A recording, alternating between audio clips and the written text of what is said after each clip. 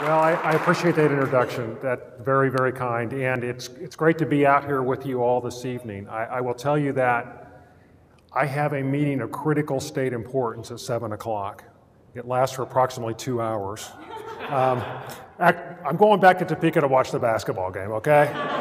And I'm assuming now, the fact that you're still here is impressive to me. I'm thinking, are you all not? Are there KU? If you're a KU grad, raise your hand. Okay, we got a couple. K-State. Okay, see, all the KU and K-Staters have left. That makes a lot of sense to me. Okay, great. You know, one thing I want to say about this community college, if you haven't been out here, this community college consistently ranks as one of the top 5 in the United States. It's hard, you know, I assume it's number 1. It is a phenomenal place. I think there are actually more students enrolled here than at any learning institution in Kansas. It's a remarkable place, and the leadership, the vision, it's kind of what we're trying to do with biosciences. We're trying to look 10, 15, 20 years ahead of time, and that's exactly what happened here, and it's really a testament to what happens when you have good leadership. I was out here in 1976 for a debate tournament. I was debating at Wichita State, and my partner and I were walking around out here, and I said to him, this is the most amazing community college that I've ever seen in my life, but why did they build it out in the country? And that's because in 1976, Kansas City hadn't connected up. Johnson County hadn't connected up. You had to drive, on dirt roads to get out here. But it's very similar to what we're trying to do with bioscience. We aren't, going after what was successful 10, 20, and 30 years ago. We're looking towards the future, and we're seeing what are the areas that we can invest in, that it makes sense for Kansas to invest in, and put our resources and our time and our human capital in. And clearly, bioscience is one of those areas. So I just want to say 2 things today. First, I want to reconfirm the commitment that I know that all of you know that we have. I want to reconfirm our commitment to the whole bioscience animal tech industry. We recognized 5, 10, 15 years ago that we had tremendous advantages in this sector for a variety of reasons, because we're an agriculturally based state, and just as important, the fact that University of Missouri and Kansas State both have vet schools. There are only 28 vet schools in the entire country, and we are very fortunate to be in the middle of an area that has 2 of them. And as a result, we made the decision to focus on animal health, and the results speak for themselves. You are all aware, and many of you are an important part of the animal health corridor that has existed in this state. Now, people ask, in these tight budget times, is the state going to turn its back on the investments and commitments that you've made? And the answer is no.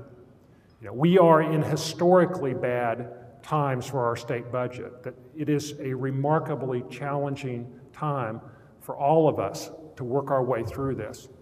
And yet, despite that, we have made the commitment and decision that we are not going to impair the progress that we've made with our animal health sector and with our bioscience investment. Now, most of that commitment and most of that success has come from the private sector.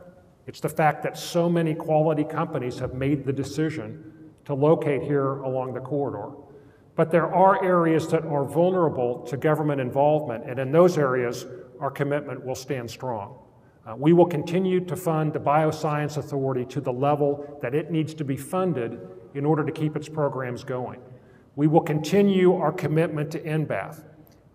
Next Monday, just 4 or 5 days from now, the leaders of the House and the Senate on both sides of the aisle, the Speaker of the House, the President of the Senate, minority leaders Hensley and Davis and I are all going out to Washington to meet with the head of the Appropriations Committee and to meet with the Secretary of Homeland Security to continue our bipartisan effort to advocate on behalf of NBAF.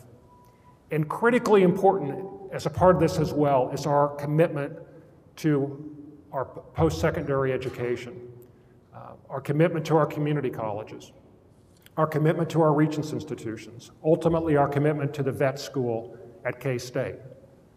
Continuing to have a great vet school at K-State is very important to the continued progress of the animal health sector. So yes, we face very bad times economically at the state, and yes, we are having to cut programs that we Never thought that we would cut before, but I can completely commit, and I think there'd be a bipartisan group that would stand up here and say the same thing. We will continue to fund our animal health and bioscience investments to the level that we need to keep them going. The second thing I want to do is I want to talk and confirm our support of One Health. Angela, with a great organization, Kansas Bio, has made me aware of this terrific effort and the support that Kansas Bio has provided for it. And it truly is a unique concept. And Dr. Marr, I admire you. A lot of people head up their national organizations, which is a very prestigious thing to do. They kind of do their time and then the next person goes along. I think it's very unique that you would have an initiative that would take hold like this across the country. We are completely supportive of it, and I think we've shown that in the support that we've provided. We appreciate you recognizing Kansas City and this animal health corridor as one of the 3 significant regions to your concept. And we hope that you will permanently locate in Kansas, along the animal health corridor, preferably on the Kansas side.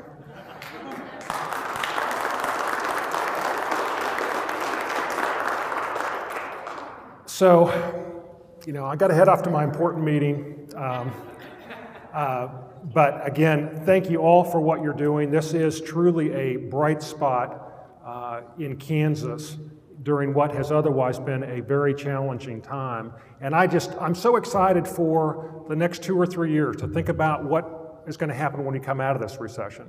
I firmly believe that if we can hold on to the basic infrastructure that we have, if we can hold on to our great K through 12 system, our Regent system, provide a degree of safety net. If we can hold on to that, we're going to have such an incredible advantage over all these other states, because all of these other states, in my opinion, are panicking. They're cutting things deeper than they can legitimately be cut. They aren't preparing for the recovery, they're preparing for the worst. And I will tell you, this will not continue. Just like all the other recessions that we've been through in the last 200 years plus of this country, we're going to come out of this and we're going to be better and stronger than ever before, and a large part of the Kansas future is going to be this animal health corridor that all of you have been so important in forming, and I just can't wait to watch it happen. Thank you all very much. Thank you.